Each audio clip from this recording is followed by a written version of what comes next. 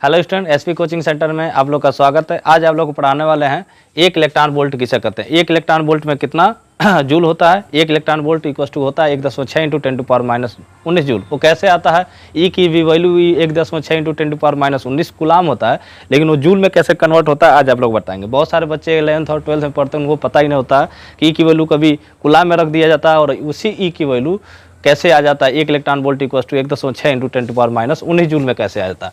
तो वही चीज़ है, एक इलेक्ट्रॉन वोल्ट। सबसे पहले जो इलेक्ट्रॉन वोल्ट होता है वो क्या होता है, इलेक्ट्रॉन वोल्ट जो होता है कार्य और ऊर्जा का एक बहुत छोटा मात्रक होता है। तो इसीलिए 1.6 इंटू 10⁻⁻19 जूल होता है एक इलेक्ट्रॉन वोल्ट में। तो उसी चीज़ को फाइंड आउट करेंगे कैसे आता है। तो एक इलेक्ट्रॉन वोल्ट किसे कहते हैं। सबसे पहले तो यहाँ पे कार्य है, तो कार्य किसे कहते हैं। कार्य उसी के कहते हैं जब किसी वस्तु में बल लगाकर उसे कुछ दूरी तक विस्थापित कर दिया जाए, तभी उसको अकॉर्डिंग टू फिजिक्स उसी को कार्य कहेंगे। अदरवाइज किसी को भी कार्य, अगर मान लो हम यहाँ पे खड़े हैं किसी चीज़ को उठा नहीं रहे हैं तो ये हमारा कार्य नहीं है। अकॉर्डिंग टू फिजिक्स ये कार्य नहीं है। तो कार्य अकॉर्डिंग टू फिजिक्स उसी को कहते हैं जब किसी की वस्तु को बल लगाकर कुछ दूरी तक विस्थापन कर दिया जाए। अगर मान लीजिए किसी घर का पहरेदार कर रहा है कोई, मान लीजिए गेटमैन, तो उसका पहरेदार कर रहा है तो केवल पहरेदारी कर रहा है, यानी कि वहाँ फिजिक्स के अनुसार कार्य कुछ नहीं कर रहा है। वहाँ फिजिक्स के अनुसार कार्य आपका क्या है, जीरो है, क्योंकि वो किसी वस्तु को घर को उठा के कहीं रखा नहीं है कोई बल लगाकर, केवल उसका क्या किया है, पहरेदारी किया है। तो वहाँ फिजिक्स के अनुसार कार्य क्या है, शून्य है। फिजिक्स के अनुसार कार्य उसी में होता है जब तक किसी वस्तु पे बल लगा के कुछ दूरी तक विस्थापित कर दिया जाए, तभी कार्य कहलाएगा। अदरवाइज वो कार्य नहीं हुआ। जैसे किसी वस्तु पे बल लगा रहा है वो विस्थापित नहीं हो रहा, तो यहाँ पे कार्य आपका शून्य हो जाएगा अकॉर्डिंग टू फिजिक्स। तो वही चीज़ है। तो कार्य का जो परिभाषा होता है, क्या होता है, बल गुणे विस्थापन। वैसे ही सेम चीज़ इलेक्ट्रॉन क्या होता है, इलेक्ट्रॉन को कौन ढकेलता है, बोल्ट। तो बोल्ट आपका क्या हो जाएगा, बल हो जाएगा, और इलेक्ट्रॉन आपका क्या हो जाएगा, डिस्प्लेसमेंट का काम करेगा। तो W/F × D वैसे ही सेम चीज़ होती है। W इक्वल टू यहाँ पे विस्थापन गुणे बल, तो बल आपका EB हो जाएगा, इसी को बोलते हैं W इक्वल टू EB। तो वो कहता है एक इलेक्ट्रॉन वोल्ट वह कार्य जो किसी इलेक्ट्रॉन को एक बिंदु से दूसरे बिंदु तक ले जाने में किया जाता है, एक इलेक्ट्रॉन वोल्ट उसे कहते हैं। जबकि उन बिंदुओं के बीच वोल्ट क्या होना चाहिए, 1 वोल्ट होना चाहिए।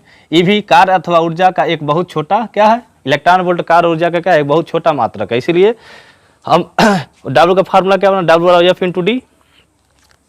W बराबर होता है F × D। तो यहाँ पे जो बल काम किया ये वोल्ट हुआ, और डिस्प्लेसमेंट किसका हुआ, इलेक्ट्रॉन का, क्योंकि वोल्ट ही ढकेलता है इलेक्ट्रॉन को। तो यहाँ पे W इक्वल टू क्या हो जाएगा, EB। हम जानते हैं E इक्वल टू 1.6 इंटू 10⁻⁻19 गुलाम। अभी इक्वल टू 1 वोल्ट लें, क्योंकि लिया है एक इलेक्ट्रॉन वोल्ट तथा ऊर्जा का एक बहुत छोटा मात्रक है, जबकि उन बिंदुओं के बीच 1 इलेक्ट्रॉन वोल्ट, एक वोल्ट विभवांतर हो। तो E की वैल्यू हम लोग जानते हैं 1.6 इंटू 10⁻⁻19 गुलाम होता है, और V इक्वल टू लेना आपको 1 वोल्ट। ये दोनों वैल्यू इसमें रख देंगे।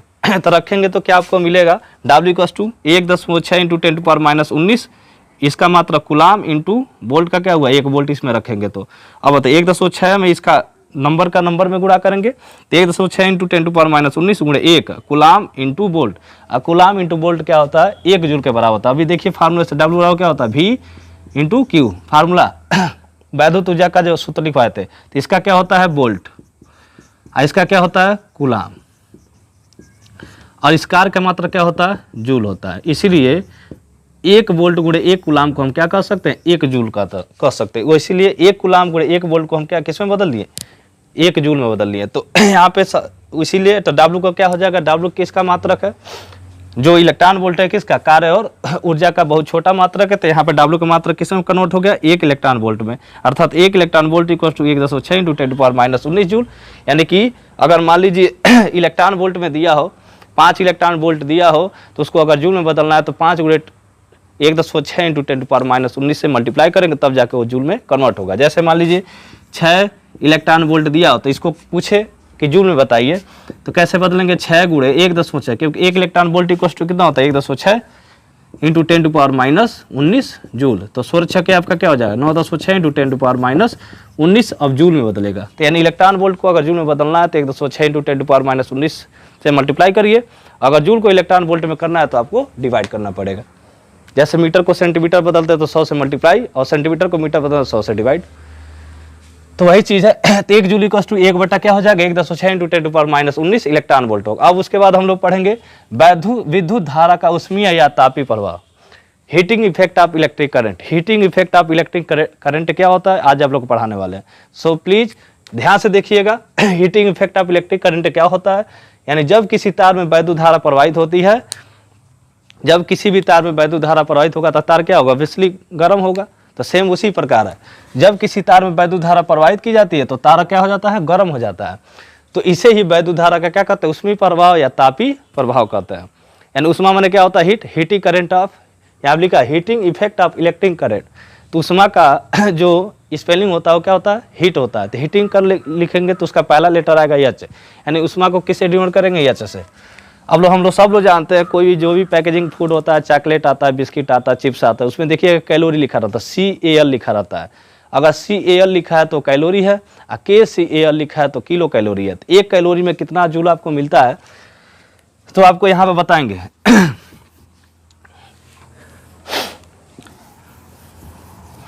तो एक कैलोरी में कितना जूल होता है, स्टैंडर्ड जो वैल्यू होता है अप्रॉक्स एक कैलोरी इक्वल टू 4.186 जूल। तो 186, तो इसी के अप्रॉक्स वैल्यू लिखा गया कि 18,020 के आसपास वैल्यू जा रहा है। तो कैलोरी को CAL लिखते हैं, तो एक कैलोरी इक्वल टू 4.2 जूल होता है। स्टैंडर्ड मात्रक उसको पूर्णांक बना लेते हैं 4.2 जूल। तो एक जूल में कितना होगा, यहाँ पे देखिए 1 जूल, तो 4.2 आके कहाँ बैठेगा, नीचे। तो 1/4.2 कैलोरी, यानी 1 जूल में 1/4.2 कैलोरी होता है।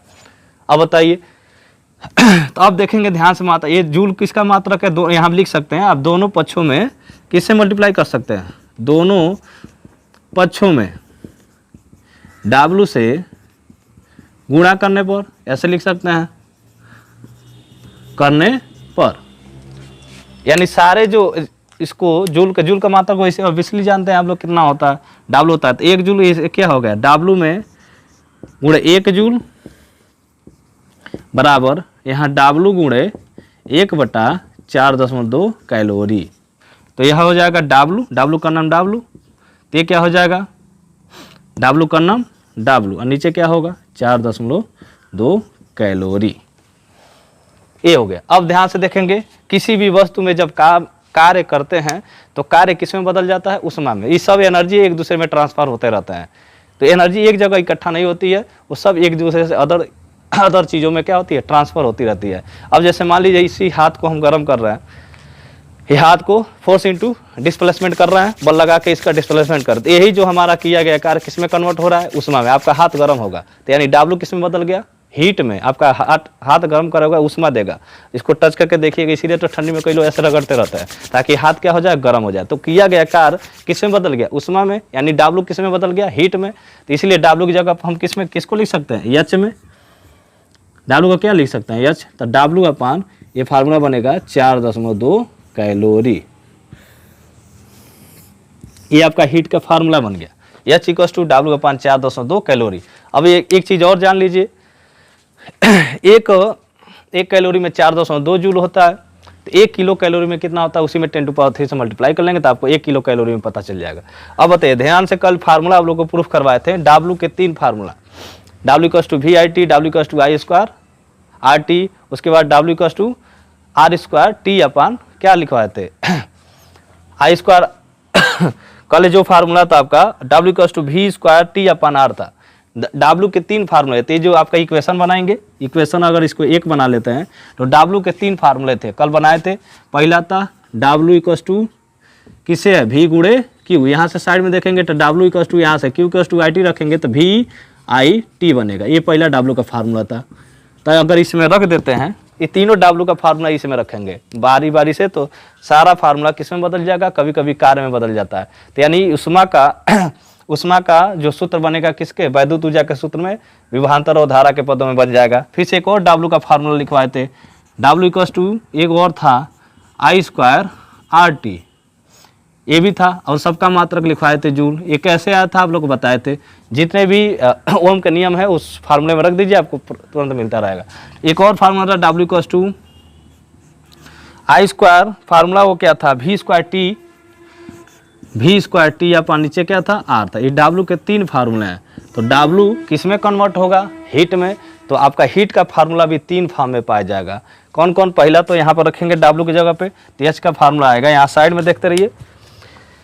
तो यहाँ पे H equal to W upon 4.2 calorie है। और W के 3 formula, W equals to VIT, W equals to I square RT, W equals to V square T upon R, और तीनों W का फार्मूला इस W की जगह पर पुट करेंगे तो सारे जो ऊष्मा का मान किस में कन्वर्ट हो जाएंगे, विभवांतर और धारा के पदों में, धारा और प्रतिरोध के पदों में, विभवांतर और किसके पदों में, आपका प्रतिरोध के पदों में। तो यही आपका हीट इसमें कन्वर्ट होगा, क्योंकि आपका जो किया गया कार्य किस में कन्वर्ट हो रहा है, हीट में। तो H का फार्मूला 3 बनेगा यहाँ पे। पहला H का फार्मूला क्या बनेगा, H बराबर, यहाँ पर रखिए W का पहला सूत्र VIT, या नीचे क्या है, इस फार्मूले में क्या है, यहाँ लिख सकते हैं समीकरण 1 से, समीकरण 1 से, यानी W के तीनों मान, W के तीनों मान समीकरण नंबर 1 में रखने पर, तो W equals to H equals to VIT upon क्या हो जाएगा, 4.2 कैलोरी। ये हो गया पहला सूत्र। फिर से W का एक और सूत्र निकलेगा, H इक्वल्स टू दूसरा मान रखिए, W बट्टा 4.2 है, दूसरा मान सूत्र क्या है, W equals to I square RT, या नीचे क्या है 4.2 कैलोरी हो जाएगा। एक और फार्मूला निकल गया H का,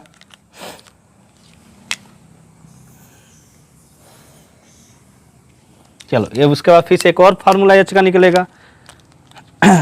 H का एक और फार्मूला बनेगा, क्या बनेगा, H इक्वल्स टू तीसरा फार्मूला रखेंगे, कहाँ गया V बराबर, यहाँ पर रखिए V का जो W का मान है यहाँ पर रखेंगे V square T upon R, तो R आके नीचे से मल्टीप्लाई कर लेगा तो क्या बनेगा V स्क्वायर T, या नीचे क्या बनेगा 4.2 इंटू R से मल्टीप्लाई कर लेते, यानी हीट का भी 3 फार्मूला निकल गया। जैसे W का 3 फार्मूला बना था, इसीलिए आपको याद रखना पड़ेगा W के तीनों मान। तो V स्क्वायर T अपन कितना होगा 4.2 R कैलोरी हो जाएगा। कैलोरी को CAL से लिखेंगे, किलो कैलोरी को KCAL से लिखते हैं। आई थिंक वो चीज़ें समझ में आया होगा। सबसे पहले वैद्युत ऊर्जा का सूत्र निकालिएगा, W इक्वल्स टू VQ, उसमें Q इक्वल्स टू IT रखे तो WIT बना था, सॉरी VIT बना था। उसके बाद इसी फार्मूले में I equals to V upon R रखेंगे, इसी फार्मूले में आपको V इक्वल्स टू IR रखेंगे, तो फार्मूला 3 बनेगा। 3 W का फार्मूला, यही तीनों W का फार्मूला आपका हीट में कन्वर्ट होगा। तो W के जब तीनों मान रखेंगे तो 3 आपका ऊष्मा का भी फार्मूला आपको मिलेगा इसमें।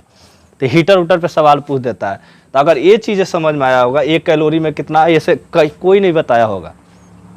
पूरी गारंटी के साथ कहते हैं कि कैसे W इक्वल्स टू W बटा 4.2 कैलोरी कैसे आया और ये सूत्र कैसे बना। आप चीज़ों को नहीं देखेंगे, कंसेप्ट क्लियर नहीं होगा तो चीज़ों को समझ नहीं पाएंगे।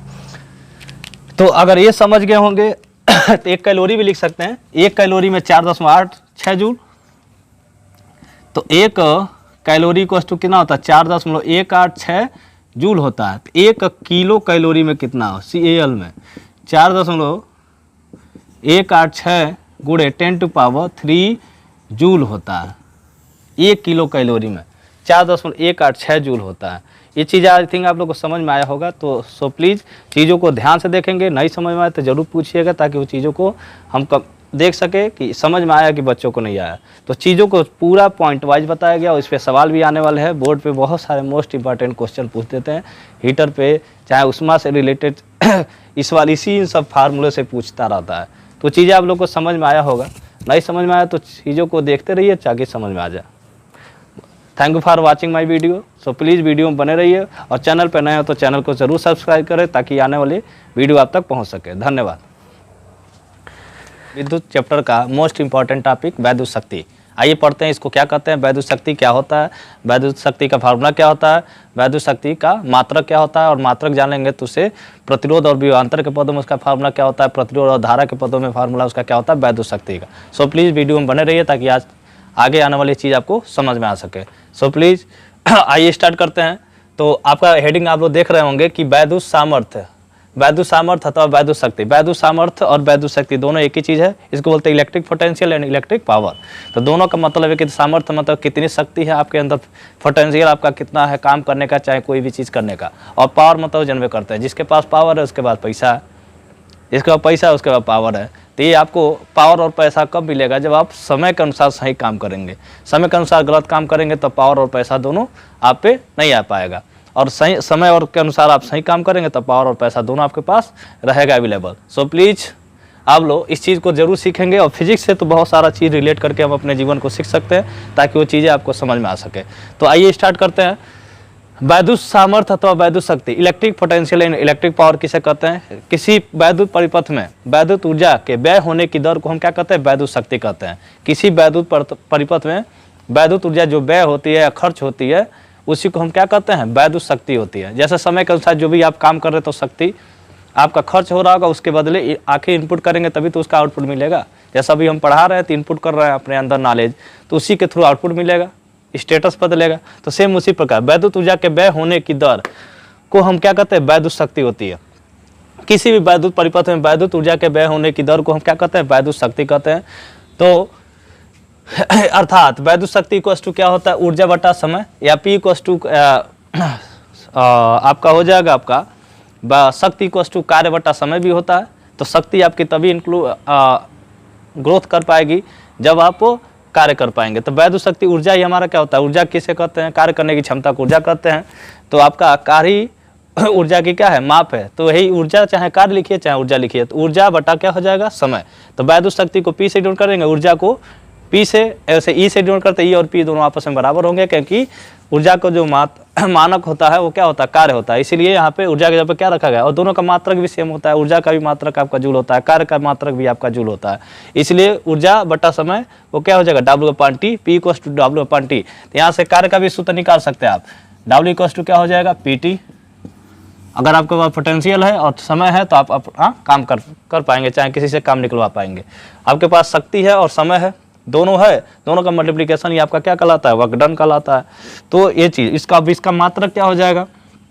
P equals to W/T। तो W आपका ऊर्जा से डिनोट करते हैं, इसी को P इक्वल्स टू W/T होता है। कार्य बटा समय भी कह सकते हैं इसको, कार्य बटा समय को ही हम क्या कहते हैं? शक्ति कहते हैं। यानी समय के अनुसार जो कार्य करेंगे तो इस हिसाब से आपकी शक्ति क्या होगी? ग्रोथ है। अब इसका मात्रक क्या हो गया? जानते हैं P का मात्रक, W क्या है? यहाँ पे कार्य है तो कार्य का मात्रक क्या हो जाएगा? जूल। और समय का मात्रक क्या होता है? सेकंड। इसी चीज को शॉर्ट फॉर्म में लिखा था, जूल को J से डिनोट करते हैं और सेकंड बट्टा सेकंड है तो ऊपर जाएगा S पे क्या हो जाएगा? -1। तो ये शॉर्ट फॉर्म वाला है JS पे -1। इसको पूरा थोड़ा साफ तरीके से बनाएंगे, JS पे -1।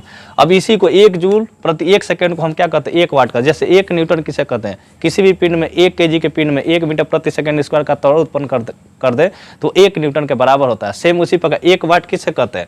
किसी वैद्युत परिपथ में किया गया कार्य 1 सेकंड में 1 जूल हो जाए तो 1 वाट के बराबर कहलाता है। तो यही 1 जूल प्रति सेकंड को हम क्या कहते हैं? 1 वाट कहते हैं। जैसे 1 न्यूटन इक्वल्स टू क्या होता है? 1 kg प्रति मीटर, 1 kg इंटू मीटर प्रति सेकंड स्क्वायर को 1 न्यूटन कहते हैं। वैसे 1 वाट किसे कहते हैं? 1 जूल प्रति 1 सेकंड को हम क्या कहते हैं? 1 वाट का। इसीलिए इसका मात्रक AB है और इसका मात्रक AB है। अब 1 वाट का डेफिनेशन क्या होता है? जैसे 1 वोल्ट किसे कहते हैं? 1 एम्पियर किसे कहते हैं? सारा चीज आपको लिखवाया गया है। तो यदि किसी वैद्युत परिपथ में 1 जूल प्रति 1 सेकंड की दर से ऊर्जा व्यय या खर्च हो रही हो तो उसे 1 वाट कहते हैं। किसी भी वैद्युत परिपथ में 1 जूल प्रति 1 सेकंड यानी 1 सेकंड में 1 जूल की ऊर्जा अगर खर्च हो रही है या व्यय हो रही है तो 1 वाट के बराबर हो जाएगा। तो यहाँ पे अब उसके बाद यहाँ तो आपका पावर वाला फार्मूला खत्म होगा। अब देखिए वही पावर का फार्मूला किस में कन्वर्ट होगा? विद्युत धारा और प्रतिरोध के पदों में, विभवांतर तथा प्रतिरोध के पदों में, 3 भाग ओम के नियम से तीनों को कन्वर्ट करेंगे। तो सबसे पहला formula W equals to VIT आप लोग जानबे करते हैं।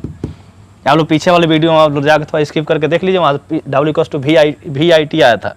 तो यहाँ पे W equals to P equals to W/T। तो सम का 1 तथा 2 से ध्यान से देखेंगे क्योंकि देखो W इक्वल्स टू VIT वैद्युत ऊर्जा का सूत्र में देखिएगा, उसमें W equals to VIT formula लिखवाते हैं, उष्मा का उसका दोनों का। तो W इक्वल्स टू VIT हम लोग जानते हैं और P इक्वल्स टू अभी हम जान रहे हैं W/T। अब ध्यान से देखेंगे सम का 1 और 2 को, जहाँ W इक्वल्स टू VIT और P इक्वल्स टू W/T है तो जहाँ W वहाँ पर हम क्या रख सकते हैं? VIT। तो वही चीज़ की यहाँ लिखे हैं यहाँ पे। तो सम का 1 तथा 2 से क्या किए हैं? W का मान VIT पुट कर देंगे तो T से T आपका क्या हो जाएगा? कैंसिल हो जाएगा। तो बचेगा क्या? VI। पावर का मात्रा क्या हो जाएगा? वाट हो जाएगा। इसको बना लेंगे समीकरण नंबर 3। फिर से ओम के नियम से आप लोग जानबे करते हैं V इक्वल्स टू क्या होता है? IR। ओम का नियम आप लोग जानबे करते हैं V इक्वल्स टू क्या होता है? IR। यही अब V इक्वल्स टू IR समीकरण नंबर कहाँ रख देंगे? 3 में। तो वही लिखे हैं समीकरण नंबर 3 में, जहाँ V है वहाँ क्या रखना है? यहाँ V है वहाँ क्या रखना है? IR। तो ये फार्मूला एक बदलेगा आपका, P इक्वल्स टू VI होता है तो उसके जब हमने V के जगह पे क्या रखा? IR है, पहले से I है तो I में I का गुणा हो जाएगा तो क्या होगा? I² × R हो जाएगा। अब पावर का फार्मूला किस में कन्वर्ट हो गया, वैद्युत धारा तथा किसके पदों में, प्रतिरोध के पदों में। ये फार्मूला किसके में था, ये आपका विभवांतर तथा धारा के पदों में, ये आपका वैद्युत शक्ति का फार्मूला धारा तथा प्रतिरोध के पदों में। सेम फिर से फार्मूला ओम के नियम से पहला V = I रखना, तो ये फार्मूला बना पावर का, फिर से ओम के नियम से I = V/R, तो फिर से समीकरण इसी में जैसे समीकरण वो आता रहेगा वैसे पुट करते रहेंगे, आता रहेगा। तो ओम के नियम से I = V/R हो गया। तो I फिर से I की वैल्यू इसमें रखेंगे, फिर से वही लिखेंगे समीकरण 4 से, ये 4 है, यहाँ जहाँ I है वहाँ V/R रखेंगे। तो देखो I का होल स्क्वायर है तो V/R का भी, तो दोनों पे 2 घात होगा, V पे भी 2 घात और R पे भी 2 घात। एक R से एक R क्या हो जाएगा, यहाँ पे कट ही जाएगा। यहाँ पे R पे 2 घात मतलब 2 R 2 बार है, R गुणे R, तो एक R से एक R कटेगा तो फार्मूला क्या होगा, P = V²/R। ये पावर का फार्मूला किसमें, किसके पदों, विभवांतर तथा प्रतिरोध के पदों में। ये पावर का फार्मूला धारा तथा प्रतिरोध के पदों में। ये पावर का फार्मूला विभवांतर तथा धारा के पदों में। तो ये चीज़ें शुरू से नहीं आप देखेंगे तो चीज़ें नहीं समझ में आएगी। तो आप लोग ध्यान से देखेंगे तभी आपको कोई भी चीज़ समझ में आएगी, और नहीं समझ में आए तो उसको बार बार पूछते रहेंगे, पढ़ते रहेंगे, लिखते रहेंगे। किसी चीज़ को याद करना है तो बार बार उसको देखिए, लिखिए, पढ़िए, रोजाना उसको देखते रहेंगे, पढ़ते रहेंगे, लिखते रहेंगे, तभी वो चीज़ें आपको याद हो पाएगी, अदरवाइज नहीं याद हो पाएगी। जब तक इतना आप काम 5 बार 6 बार 7 बार नहीं करेंगे तो आपको समझ में कुछ नहीं आएगा। नहीं कि इतना फार्मूला याद करना है, कितना याद कर पाएंगे। इसके लिए आपको क्या ध्यान रखना पड़ेगा, इस चीज़ों पर। अलग चीज़ों पर ध्यान रखेंगे तो कुछ नहीं होने वाला।